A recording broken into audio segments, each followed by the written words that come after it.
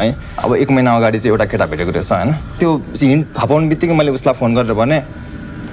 यस्तो हो भनेर भने अनि खासै बोलेन अनि लास्टमा हो भनेर भने हैन अनि त्यसपछि अब मैले ब्रेकअप सेकअप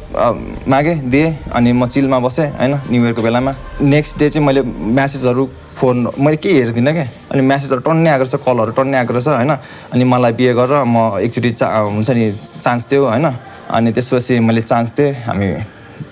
गयौं भागेर गयौं हैन अनि 1 हप्ता बसेर आएर बिहे गर्यौं कलेज गए अनि त्यसपछि आउने बेलामा आउँदैन त हैन अनि मलाई त कस्तो नराम्रो फिल भयो म कलेजमै गए हेर्नलाई हैन अनि कलेजमा त आएको छैन भने सरहरुलाई सोधे उसको साथीहरुलाई सोधे भेटेकै छैन भनेर भन्यो